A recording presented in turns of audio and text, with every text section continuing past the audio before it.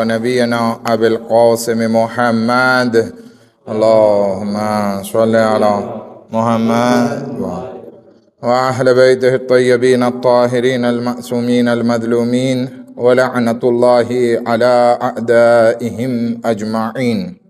أما بعد، قال أمير المؤمنين علي بن أبي طالب عليه الصلاة والسلام: بسم الله الرحمن الرحيم، اوصيكم بتقوى الله ونظم أمركم. મલાઈ કાયનાત ઇમામ અલી અલૈહિસ્સલામ ઇરશાદ ફરમાવે છે, હું તમને તકવાની અને જીવનમાં પાબંદી રાખવાની, નઝમ રાખવાની વસિયત કરું છું. આપણે અલ્હમ્દુલિલ્લાહ નેજુલ બલાગા પત્ર નંબર 31માં ઘણા ખરા આગળ વધી ગયા છીએ અને લગભગ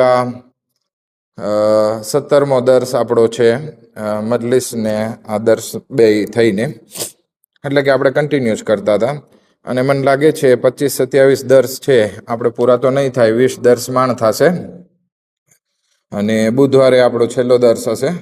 એટલે મંગળવારે છે, કાલે છે અને પ્રમ દિવસે 2 દર્સ રહેશે ને એક મજલિસ. આના પછી આપણે એટલે ટોટલ આપણા 4 દર્સ છે. ખેર, આપણે આગળ વધીએ અને પત્રનો તર્જુમો વાંચીએ તો એમાં ઇમામ અલી અલૈહિસ્સલામ ફરમાવે છે, આય મારા દીકરા, જાણી લે કે જેણે આસમાન અને જમીનના ખજાના પોતાના હાથમાં રાખ્યા છે તેણે જ તને દુઆ માંગવાની પરવાનગી આપી છે અને કબૂલ કરવાની જવાબદારી પણ લીધી છે. તેણે તને હુકમ આપ્યો છે કે તું તેની પાસે માંગે જેથી તે તને આપે, માટે તેનાથી રહેમત તલબ કર જેથી તે તારા ઉપર રહેમ કરે. અલ્લાહે તારી અને તેની વચ્ચે કોઈને આવવા નથી દીધો જે તારા અને તેના વચ્ચે પડદો બને, અને તને કોઈની સિફારિશ કરનારનો આશરો લેવા મજબૂર નથી કર્યો. જો તારાથી કોઈ ગુનાહ થઈ જાય તો પણ તેણે તારા માટે તોબાનો દરવાજો બંધ નથી કર્યો. તે તને સજા આપવામાં ઉતાવળ નથી કરતો અને તારા તોબા કરવા પર તને મેણા નથી મારતો. તે તને ત્યાં પણ બદનામ નથી કરતો જ્યાં તું બદનામીને લાયક હોય, અને તારી તોબા કબૂલ કરવામાં પણ તેણે કોઈ મુશ્કેલ રસ્તો નથી રાખ્યો કે તારા ગુનાહોનો હિસાબ લેવામાં કોઈ ઝીણવટભરી તપાસ નથી કરતો. તે તને ક્યારેય પોતાની રહેમતથી ના ઉમ્મીદ નથી કરતો, બલકે તારા ગુનાહો છોડવાને પણ એક નેકી ગણે છે. તે તારા એક ગુનાહને એક જ ગણે છે જ્યારે કે તારી એક નેકીનો 10 ગણો હિસાબ કરે છે. અને તેણે હંમેશા માટે તોબા અને માફીનો દરવાજો ખુલ્લો રાખ્યો છે. જ્યારે પણ તું તેને પુકારીશ તે તારો અવાજ સાંભળશે, અને જ્યારે પણ તું તેની સાથે મુનાજાત કરીશ તે બધું જાણે છે. માટે જ તારે તારી દરેક જરૂરિયાત તેને કહેવી જોઈએ અને જેવો તું છે તેવો જ તેની સામે રજૂ થવું જોઈએ. તારા દુઃખ, દર્દ અને મુસીબતોથી છુટકારા માટે તેની પાસે રજૂ થવું જોઈએ અને તારા કાર્યમાં તેની જ મદદ માંગવી જોઈએ. તું તેની રહેમતના ખજાનામાંથી એવી વસ્તુઓ માંગી શકે છે જે તેના સિવાય બીજું કોઈ આપી શકતું નથી, જેમ કે લાંબી ઉંમર, તંદુરસ્તી અને રોજીમાં બરકત. અલ્લાહે તને દુઆ માંગવાની પરવાનગી આપીને તેના ખજાનાની ચાવીઓ તારા હાથમાં આપી દીધી છે. એટલે જ્યારે પણ તું ઈચ્છે ત્યારે દુઆ થકી અલ્લાહની નહેમતોના દરવાજા ખોલી શકે છે અને તેની રહેમતોનો વરસાદ તું તારા ઉપર વરસાવી શકે છે. પણ જો ક્યારેક દુઆની કબૂલાતમાં મોડું થાય તો તેનાથી નાઉમીદ ના થતો, કારણ કે અલ્લાહની અતા હંમેશા બંદાની નિયત મુજબ હોય છે. ઘણીવાર દુઆની કબૂલિયાત એટલી મોડી થાય છે કે જેથી માંગનારને વધારે અજર અને આશા રાખનારને વધારે મોટી અતા મળે, અને ઘણી વાર એવું પણ બને છે કે તું જે માંગતો હોય તે તને ન મળે, પણ તેના બદલે તને કાં તો તરત અથવા થોડા સમય પછી તેનાથી પણ કંઈક વધુ બહેતર આપવામાં આવે, અથવા તો તને નુકસાનથી બચાવવા માટે તારી એ માંગણી પૂરી કરવામાં ના આવે. કારણ કે ઘણીવાર તું જે માંગતો હોય જો તને તે મળી જાય તો તારા દિનનો નાશ થઈ શકે છે. એટલે હંમેશા એવી જ વસ્તુઓ માંગવી જોઈએ જેની સુંદરતા તારી પાસે બાકી રહે અને જેની બુરાઈ કે જવાબદારી તારા પરથી જતી રહે. કારણ કે યાદ રાખજે કે દુનિયાની મિલકત ન તો તારી પાસે કાયમ રહેવાની છે અને ના તો તું તેની પાસે કાયમ રહેવાનો છે. આ પેરેગ્રાફ બહુ લાંબો હતો, પરંતુ આ બધામાં 3 થી 4 વસ્તુ ઇમામ અલી અલૈહિસ્સલામ વાત કરે છે. પહેલું દુઆ ઉપર વાત કરે છે, બીજું તૌબા ઉપર વાત કરે છે, મુનાજાત ઉપર વાત કરે છે, પાછી તૌબાની ફઝીલત ઉપર વાત કરે છે અને દુઆ કબૂલ ના થવાના કારણ વિશે વાત કરે છે. આ 5 વસ્તુ ઇન્શાઅલ્લાહ આપણે આજે અહીંયા વાત કરશું. હવે શું કામ ઇમામ અલી અલૈહિસ્સલામ વચમાં આ દુઆની વાત લાવે છે? ગઈકાલે તો આખિરતની વાત હતી ને, તો આપણે કીધું કે આખિરતનો સફર બહુ લાંબો છે. ત્યાં જે છે અમુક માણસો જે જલ્દી ચાલતા હશે એની હાલત સારી હશે, જે ધીમે ચાલતા હશે એની કરતાં. જે લોકોના ખંભા ઉપર બોજ વધારે હશે, જવાબદારી વધારે રાખી હશે અથવા ગુનાહોનો બોજ વધારે રાખ્યો હશે, એ ધીમે હાલતા હશે. તો જે લોકો ભારે વજનવાળા હશે એની હાલત ખરાબ હશે એ લોકો કરતાં કે જેની હાલત સાવ હળવી હોય. બરાબર છે? તો આ ગઈકાલની વાત હતી, તો આખિરતની વાત કરતા હતા. આખિરતની વાત હતી એટલે ઇમામ કહે છે કે ભાઈ તને આખિરતમાં કામયાબ થવું છે તો એની તૈયારી તારે દુનિયાથી કરવી જોઈએ. અને દુનિયામાં તારે તૌબા, દુઆ, મુનાજાત આ બધું અલ્લાહ પાસે તારે અંજામ આપવું જોઈએ.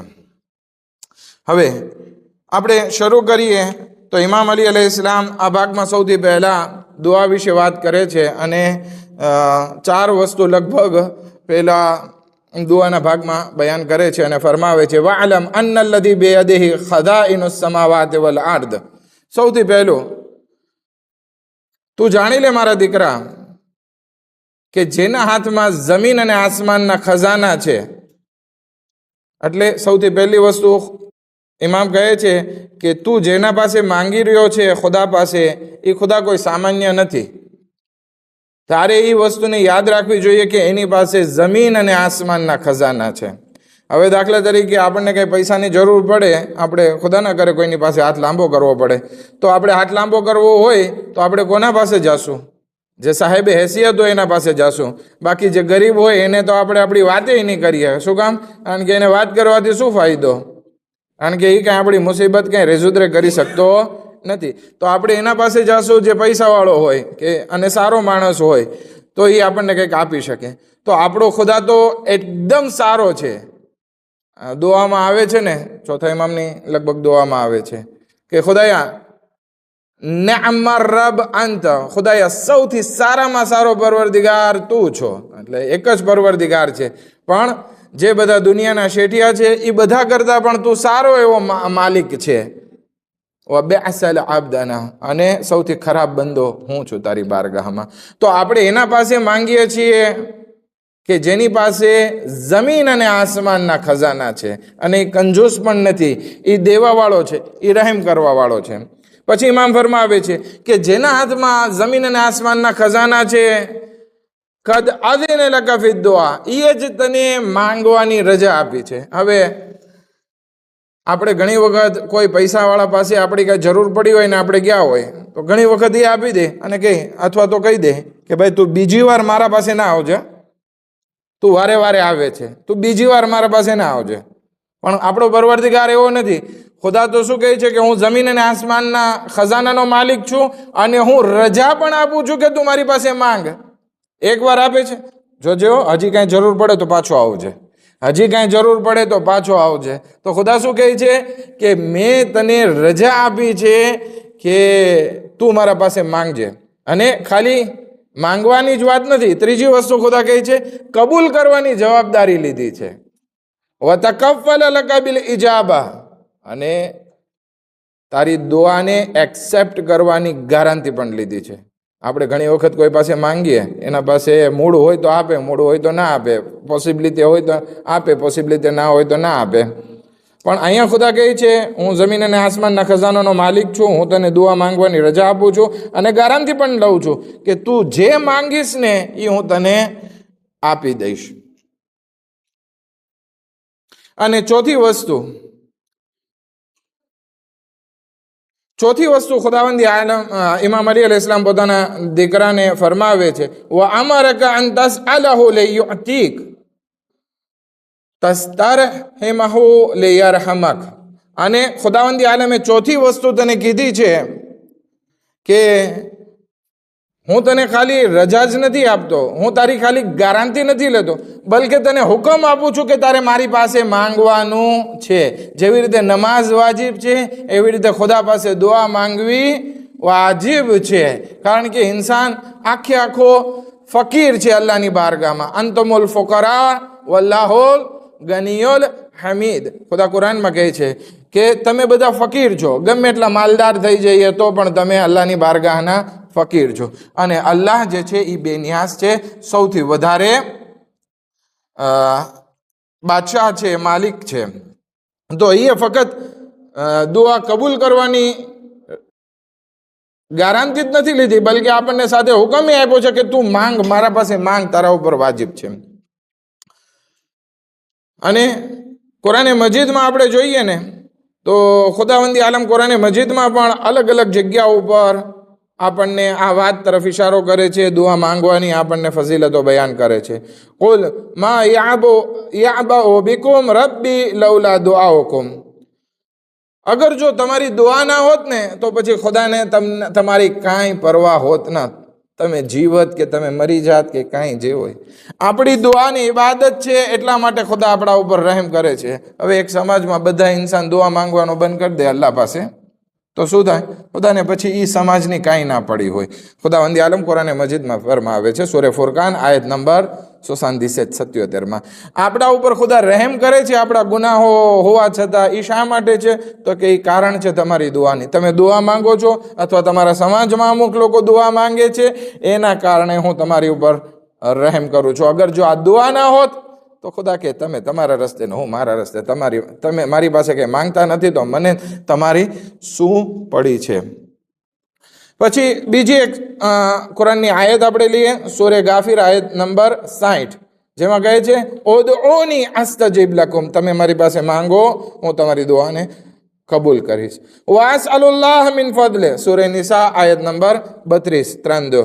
ખુદા કહે છે કે તમે મારી પાસે, અલ્લાહ પાસે માંગો. શા માટે માંગો? ખુદા ગુસ્સો કરીને આપશે? ના, ખુદા પોતાના ફઝલો કરમથી આપશે. મને પુકારો, હું તમારી દુઆને કબૂલ કરીશ. અને અલ્લાહ પાસે એના ફઝલથી માંગો. આ બે કુરાનની આયત આપણે લીધી.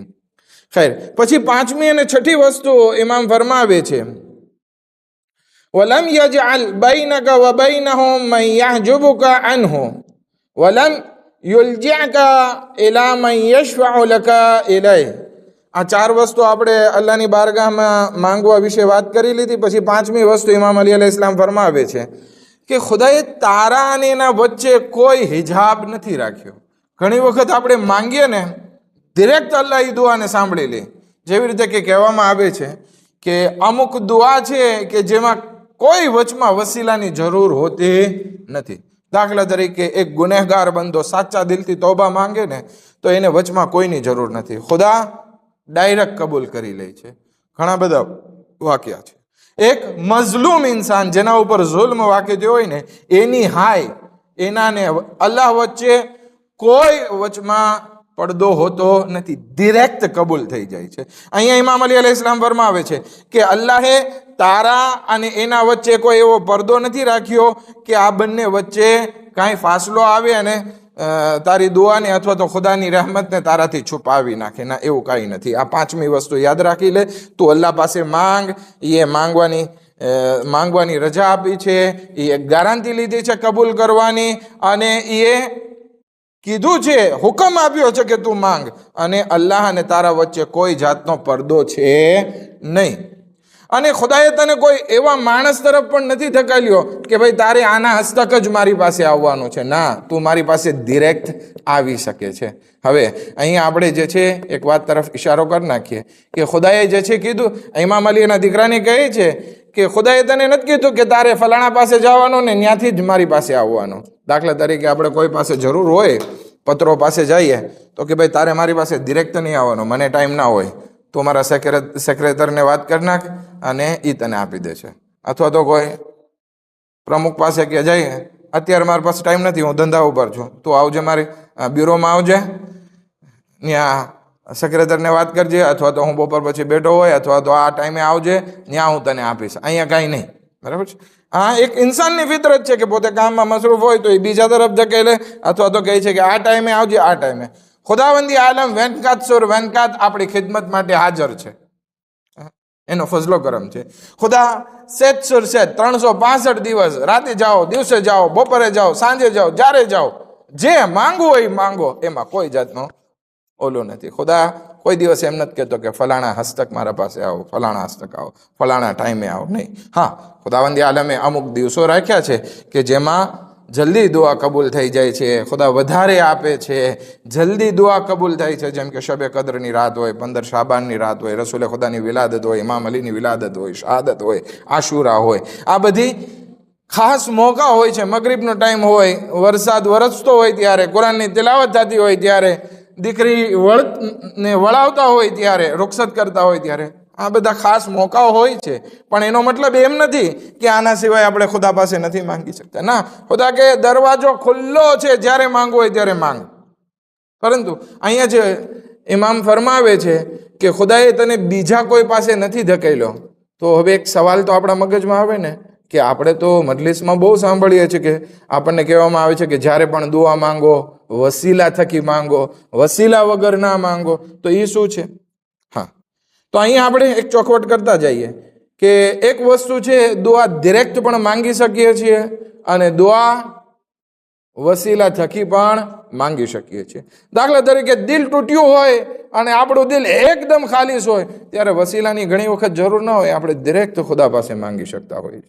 અથવા આપણે મઝલૂમ વાકે થયા હોય, આંખમાંથી આંસુ નીકળતા હોય ત્યારે બીજું કોઈ વચમાં ન હોય, ખુદા જ દેખાતો હોય. અથવા એવી મુસીબતમાં હોય ત્યારે ખુદા આપણી એકદમ નજદીક હોય, ત્યારે માંગીએ ડિરેક્ટ કબૂલ થઈ જાય.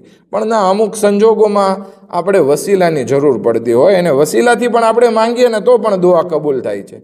જેવી રીતે કે સલવાત પડીને દુઆ માંગવાથી દુઆ કબૂલ થાય છે. અહીંયા તમારી સામે લગભગ 6 વસીલાઓ મેં તમારી સમક્ષ રાખ્યા છે. વાસલુલ્લાહ મિન ફદલે, કે ખુદાવંદી આલમના ફઝલો કરમથી તમે માંગો તો ખુદા કબૂલ કરે છે. તો એમાં 6 વસીલાનો આપણે ઉપયોગ કરી શકીએ છીએ, એમાં કોઈ વાંધો નથી. ડિરેક્ટ માંગવું હોય તોય રજા છે, વસીલાથી માંગવું હોય તો પણ રજા છે. અને આખી મજલિસ પડી જ ચૂક્યો છું લગભગ 2-4 મહિના પહેલાં, તમને યાદ હોય તો, આ 6 વસીલા ઉપર. એટલે હું જરાક આમાં ઉતાવળે જઈશ. પેલું, અલ્લાહના નામોને આપણે વસીલા આપીએ. બરાબર છે. જેવી રીતે કે યા સુબ્બુ હો, યા કુદ્દુસ, યા અલ્લાહ હો, યા રહેમાન, યા કરીમો, યા રઝાક હો. આ અલ્લાહના નામોથી આપણે એને પુકારીએ અને એના નામોના વાસ્તોથી આપણે દુઆ માંગીએ. પછી બીજો વસીલો, આપણે અલ્લાહની નહેમતો થકી આપણે અલ્લાહને વસીલો બનાવીને માંગી શકીએ. ખુદાયા તે મને આટલી બધી નહેમતો આપી, આંખ આપી, કાન આપ્યા, બધું. ઇમામ હુસૈન દુઆએ અરફામાં આ બધી નહેમતોનો વસીલો રાખે છે ને પછી ખુદા પાસે માંગે છે. ત્રીજી વસ્તુ, આપણે આપણા ગુનાહોને વસીલો બનાવી શકીએ છીએ. જેવી રીતે કે હમણાં શબે કદરમાં 23મી શબે કદરમાં ભાઈ હમઝા, શેખ હમઝા દુઆ પડાવતા હતા. એમાં એક સરસ મજાની દુઆ હતી કે ખુદાયા તું અગર જો બધા ઇતાત કરવા વાળાઓને જ માફ કરીશ અને એની જ દુઆ કબૂલ કરીશ તો પછી અમારા જેવા ખતાકારનું કોણ? ખુદાયા તું ફક્ત ઇબાદત ગુજારોની દુઆ કરીશ તો અમારા જેવા ગુનેગાર અને ખતાકારનું કોણ? તો આપણે અહીંયા ખુદાયા મેં ગુનાહ કર્યા, આ ગુનાહ કર્યા છે, આ ગુનાહ કર્યા, તું મને માફ પણ કર અને મારી આ બધી હાજત છે એ પણ કબૂલ કર. તો શું થશે? ગુનાહ પણ માફ થશે અને દુઆ કબૂલ થશે. તો ગુનાહોને પણ વસીલો બનાવી શકીએ છીએ. ત્રીજો, કુરાન. આપણે શબે કદરના અમલ કર્યા, એ શું છે? કુરાનને વસીલો બનાવ્યો. અથવા નેક અમલ, ખુદાયા તારી મરજી મુતાબિક મેં આ બધા નેક અમલ કર્યા છે. ખુદાયા આ કરી શક્યો, ભલે ખામીવાળું હતું પણ કર્યો. ખુદાયા જેટલો મારાથી થઈ શક્યો એટલો. ખુદાયા હવે તું છો કે તું મારી દુઆને કબૂલ કર. દાખલા તરીકે આપણે અહીંયાથી એટલો બધો સફર કરીને ખાને કાબા પાસે ગયા. ખુદાયા તારા હુકમને અંજામ આપતા હું અહીંયા ઉમરા કરવા આવ્યો, હજ કરવા આવ્યો. ખુદાયા હવે તું મારી હાજતને કબૂલ કર. તો ત્યાં ખુદાવંદી આલમ આ નેક અમલના વાસ્તાથી આપણી દુઆને કબૂલ કરે. અને સૌથી બહેતરીન વાસ્તો કે જે આપણી આપીએ છીએ એ શું છે? 4 માસૂમીન અલૈહિમુસ્સલાતુ વસ્સલામ, કે જેના વાસ્તાથી ખુદા આપણી દુઆને કબૂલ કરે છે. શું એવું કોઈ કુરાનમાં એવી વસ્તુ છે કે જેમાં આપણને ઇશારો કરે કે ત્યાં ખુદાવંદી આલમે આપણને એક એક્ઝામ્પલ આપ્યું હોય કે ફલાણાએ દુઆ માંગવા માટે વસીલો લીધો. તો કારણ કે આપણે વહાબીઓને જોઈએ ને, એ એમ કે ના ના ના ના ડાયરેક્ટ ખુદા પાસે માંગો, વચમાં કોઈ વસીલો ના હોય, અહેલે બેત ના હોય. તો અહીંયા સૂરે યુસુફ આયત નંબર 97ની આયત છે કે જેમાં હઝરત યુસુફના ભાઈઓ જ્યારે બધું થઈ ગયું, બધું જાહેર થઈ ગયું અને હઝરત યુસુફનો ખાંજો લઈને જાય છે અને હઝરત યાકૂબની આંખો પણ આવી ગઈ, ત્યારે એના ભાઈઓ એના પપ્પાને કહે છે, યા આબાના ઇસ્તગફિર લના દુનૂબના ઇન્ના કુન્ના ખાતિઈન. એ અમારા બાબા, અમારા માટે ઇસ્તગફાર કર, અમારા ગુનાહોની તું અલ્લાહની બારગાહમાં ઇસ્તગફાર કર, કારણ કે અમે ખતાકાર હતા. તો અહીંયા હઝરત યુસુફના ભાઈઓ એના બાપાને અલ્લાહ અને એના ગુનાહોની માફી મંગાવવા માટે વસીલો બનાવે છે. તો આ બહેતરીન દલીલ છે. જ્યારે હઝરત યુસુફના ભાઈઓ વસીલો બનાવી શકતા હોય હઝરત યાકૂબનો, તો પછી આપણે હઝરત મોહમ્મદ મુસ્તફા સલ્લલ્લાહુ અલૈહિ વસલ્લમ અને એમની આલનો વસીલો શા માટે ના બનાવી શકીએ? એક સલવાત પડે મોહમ્મદ વ આલી મોહમ્મદ પર.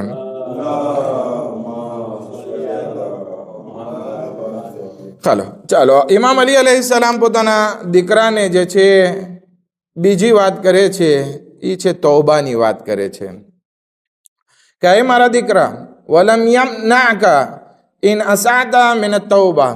હવે તૌબા ઉપર પણ ઘણી બધી લગભગ 8 નુક્તા ઇમામ અલી અલૈહિસ્સલામ બયાન કરે છે. આપણે જલ્દી જરાક જાશું કારણ કે હજી આપણો સફર લાંબો છે. તો ઇમામ અલી અલૈહિસ્સલામ ફરમાવે છે કે એ મારા દીકરા, જો તારી ભૂલ થઈ જાય છે ને તો પહેલી વાત તો યાદ રાખી લે, ખુદાએ તને તૌબા કરવાની મનાઈ કરી નથી. તારાથી જ્યારે પણ ભૂલ થઈ જાય તું તૌબા કરી લેજે. આ ખુદાએ તૌબાની રજા આપી દીધી છે. બીજું, અલ્લાહે સજા કરવામાં ઉતાવળ નથી કરી. બરાબર છે કે નકીરૈનને આપણી ઉપર રાખ્યા છે, કેરામલ કાતિબીનને રાખ્યા છે આપણા ઉપર, કે જે આપણે એક એક વસ્તુને લખે છે. પણ જ્યારે આપણા ગુનાહ થઈ જાય છે ને તો ખુદા ખોભરાવે છે, વાટજો હમણાં ના લખ, પોસિબલ છે તોબા કરી લે તો પછી આ લખવાની જરૂર ના પડે, આ એના નામે અમલમાં ના આવે. સવારથી સાંજ સુધી પતી જાય, સાંજ રાત પડી જાય, બીજે દિવસે ખુદાવંદી આલમ કે છે હવે લખી નાખા ગુનાહ, કારણ કે તોબાનો તૌફીક નથી. ખુદાવંદી આલમ એમ નથી કરતો કે ભાઈ એ ગુનાહ કર્યા એટલે પરબારો એના ઉપર અઝાબ મોકલી દીધો. યઝીદને આટલી બધી મોહલત આપી. આ ટ્રમ્પ અને નેતાન્યાહુ આટલા જુલ્મ કરે છે, ખુદા એને મોહલત આપે છે. ફિરഔન આટલી બાદશાહી કરતો હતો, ખુદાઈનો દાવો કરતો હતો, તો હઝરત મૂસાને શું કહે છે ખબર છે? એ મૂસા જાય ને સમજાવ, આસ્તે આસ્તે વાત કરજે, બહુ નેરવે થઈને વાત ના કરજે, કારણ કે એ તને પાળી પોસીને મોટો કર્યો છે અને તું આસ્તેથી વાત કરી તો શાયદ સુધરી જાય. મેં એને 300 વર્ષ બાદશાહી આપી. ફિરૌન 300 વર્ષ હુકુમત કરી ચૂક્યો હતો અને અગર જો એ માની જશે, વાત કરશે, વાત માની જશે તો બીજી 300 વર્ષ હું એને બાદશાહી આપીશ. પણ નહીં માને તો પછી અઝાબ છે. તો ખુદા ઉતાવળ નથી કરતો. 300 વર્ષ ખુદા એને સહન કરે છે, આટલા જુલ્મ કરે છે, આટલો બાદશાહી કરે છે, આટલો ખુદાઈનો દાવો કરે છે. ખુદા ઉતાવળ કરતો નથી. પછી ત્રીજો, ઇમામ અલી અલૈહિસ્સલામ ફરમાવે છે વલમ યુઅય્યરકા બિલ ઇનાબા, અને જ્યારે તું તોબા કરી લઈશ ને પછી ખુદા મેણા નથી મારતો. આપણે હોય તો ઇન્સાન, હઝરત ઇન્સાન હોય, કંઈક ભૂલ થઈ ગઈ હોય તો સામેવાળો માફ કરી દે, પણ પછી ઘણી વખત યાદ છે ને પછી માફી માંગવી પડી હતી. આ ઇન્સાનની આદત છે. પણ ખુદાવંદી આલમ શું કહે છે કે ઇમામ અલી અલૈહિસ્સલામના દીકરાને કહે છે કે ખુદા એવો ગફૂર રહીમ છે, એ જ્યારે માફ કરે છે ને પછી મેણા નથી મારતો, ઠપકા નથી આપતો કે જો ગયા વખત જેવી ભૂલ ના થાય, એવું કાંઈ નથી કહેતો. થઈ ગયું મજા જે થઈ ગયું. ખુદા પાસે તોબા માંગી લીધી, ખુદાએ માફ કરી દીધો એટલે પૂરું થઈ ગયું. ખુદા પછી ઠપકો આપતો નથી. ત્રીજી વસ્તુ ઇમામ ફરમાવે છે, ચોથી વસ્તુ ઇમામ ફરમાવે છે વલમ યફઝહક હૈસુલ ફઝીહતુ બિકા આઉલા, અને ખુદાવંદી આલમ તને તારા ગુનાહો જે કરતો હોય ને એમાં તને ઉઘાડો નથી પાડી નાખતો, બેઇજ્જતી નથી કરી નાખતો. દાખલા તરીકે એક ઇન્સાન ઘરમાં બેસીને શરાબ પીતો હોય તો ખુદાવંદી આલમ એને જાહેર નથી કરી નાખતો, બલકે ખુદા પણ એના ઐબને ઢાંકતો હોય છે, કારણ કે ખુદાવંદી આલમ સત્તારોલ ઓયુબ છે. એ ઉપરાંત આપણે દાખલા તરીકે કોઈ ઝિના કર્યા તો પણ ખુદાવંદી આલમ આપણા ગુનાહોને ઢાંકતો હોય છે. આપણે અમુક જગ્યાએ લાયક હોય કે આપણે જલીલ થઈએ, સમાજમાં બેઇજ્જત થઈ જઈએ, તેમ છતાં ખુદાવંદી આલમ પોતાના હેલ્મ, જુદો કરમ, ફઝલો કરમ, સત્તારુલ ઓયુબ હોવાના કારણે આપણા ગુનાહોને ઢાંકતો હોય છે અને આપણને જલીલ થવા દેતો નથી. પાંચમી વસ્તુ, વલમ યુશદ્દિદ અલૈકા ફી કબૂલિલ ઇનાબા, અને એ તોબા કબૂલ કરવામાં તારા ઉપર સખ્તાઈ નથી કરતો, બલકે એક ઇન્સાન સાચા દિલથી માફી માંગે છે ને ખુદા માફ કરી દે છે. કહેવાય છે કે એક ઇન્સાન તોબા કરવામાં, અલ્લાહની બારગાહમાં ગિરિયા કરવા જાય અને એને આંસુ ના આવે, ફક્ત આંખ નમ થાય, જેને કહેવાય ને આંખમાં જરાક લીલી થાય અને બહાર પણ ના આવે, તો એક નાનકડે એવો આંસુનો જરાક ભાગ પણ આવી ગયો ને તો એનાથી પણ ખુદાવંદી આલમ રાજી થઈ જાય છે. અને આંસુ બહાર નીકળે તો ખુદાવંદી આલમ એનાથી કેટલી જહન્નમની આગ એના માટે ઠારી નાખે છે. કેટલો ખુદા ગફૂરુર રહીમ છે. અને પછી ખુદા કહે છે કે ખુદા, ઇમામ અલી અલૈહિસ સલામ ફરમાવે છે, વલન યુનાકિશકા બિલ જરીમા, અને ઈ તારા ગુનાહોની ઝીણવટ ભરી નજરથી તપાસ નથી કરતો. દાખલા તરીકે દૂધમાંથી પૂરા કાઢવા આપણે ત્યાં મશહૂર છે. ખુદા જે છે દૂધમાંથી પૂરા નથી કાઢતો. હા, એક ગઈકાલે આપણે વાત કરી હતી, ફમન યઅમલ મિસ્કાલ ધર્રતિન ખૈરન યરા વમન યઅમલ મિસ્કાલ ધર્રતિન શર્રન યરા. આ બે વસ્તુ છે કે બધી નેકીઓ ખુદા તમને દેખાડશે, બધી બુરાઈ હશે તો એ તમને દેખાડશે. પણ જ્યારે આપણે તોબા કરશું ને તો ત્યારે ખુદાવંદી આલમ આ બધી ઝીણી ઝીણી વસ્તુ ઉપર નજર નહીં નાખે, બલકે શું કહે છે, તોબા કરી છે વાંધો નહીં, પાક કરો, બલકે ક્યાંથી ગુનાની શરૂઆત કરી, ક્યાં પૂરું કર્યું, વચમાં શું કર્યું, એવી કંઈ ઝીણવટ ભરી ખુદાવંદી આલમ કરતો નહીં. હા, તોબા કરે છે, હું માફ કરું છું, ભલે તું કર્યો, પણ ત્યાં બધું દેખાશે. આપણે એમ કહીએ કે ખુદા તો ગફૂર રહીમ છે, આપણે ગુનાહ કરીને તોબા કરી નાખશું, નહીં. અહીંયા એક વસ્તુ થાય, એક વસ્તુ કાપડ સાફ હોય એની મજા અલગ હોય, નવું લાગે, શોભીતું લાગે, પણ એક વખત આપણે ફાડી નાખીએ અને પછી સિલાઈ કરીએ તો શું થયું, જરાક ખરાબ દેખાય છે ને, કિંમત વેલોર ઉતરી જાય. તોબા પણ એવી જ વસ્તુ છે. બહેતર તો એ જ છે કે આપણે ગુનાહ ના કરીએ કે જેથી આપણા લિબાસ, આપણું બદન, આપણી રૂહ પાકો પાકી સારે. પણ ગુનાહ થઈ ગયા પછી તોબા કરીએ, ખુદા તોબાને કબૂલ કરી નાખશે, પણ થીગડું આપણા શરીર ઉપર જરાક દેખાઈ જશે. ખૈર, પછી હજી ખુદાવંદ ઇમામ અલી અલૈહિસ્સલામ અલ્લાહની રહેમતને અહીંયા બયાન કરે છે.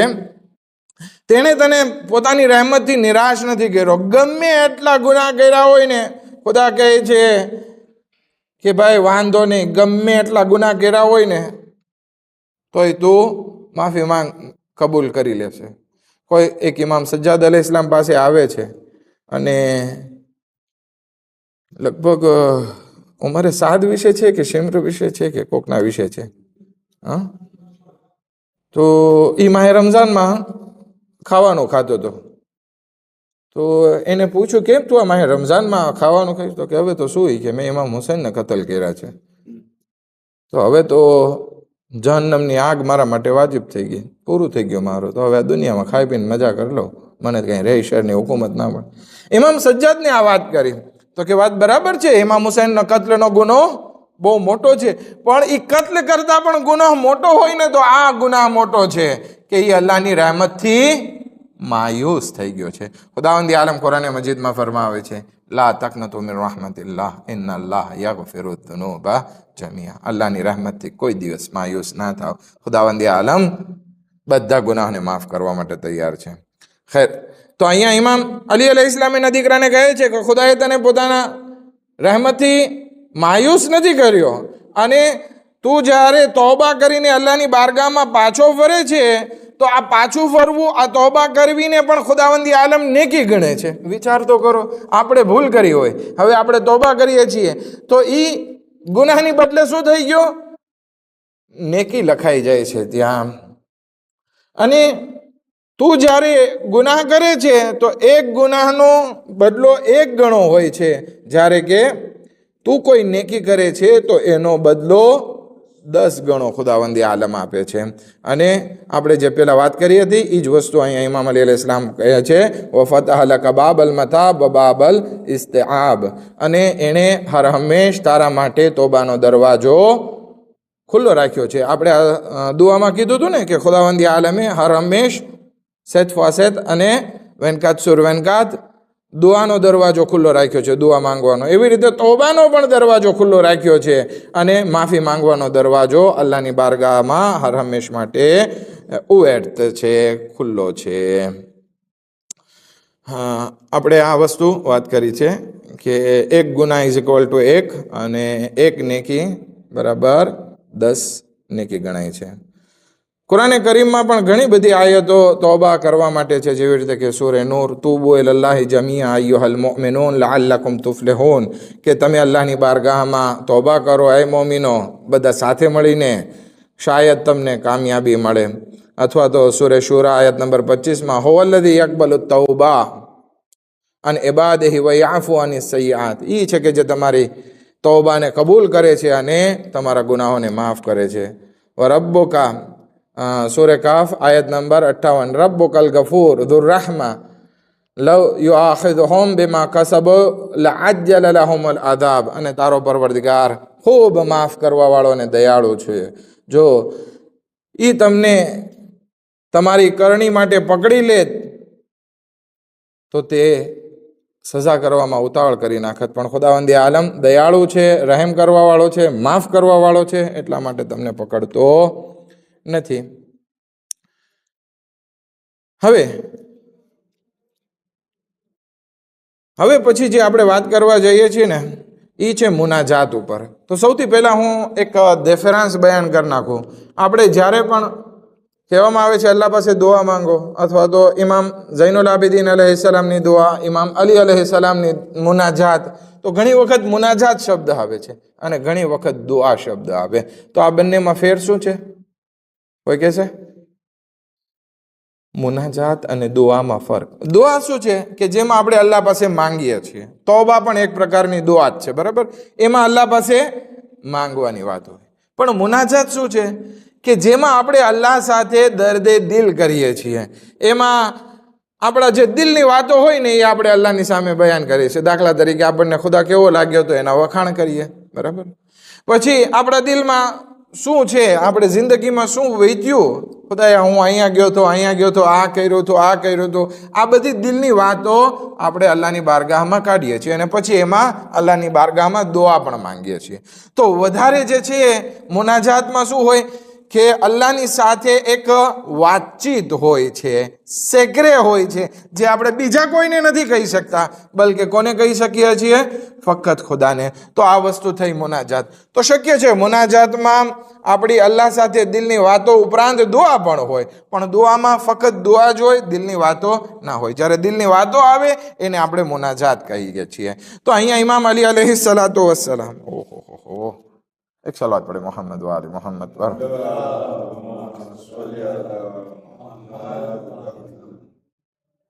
પૂરું નહીં થાય, 8:05 થઈ ગઈ છે. આપણે ઇન્શાલ્લાહ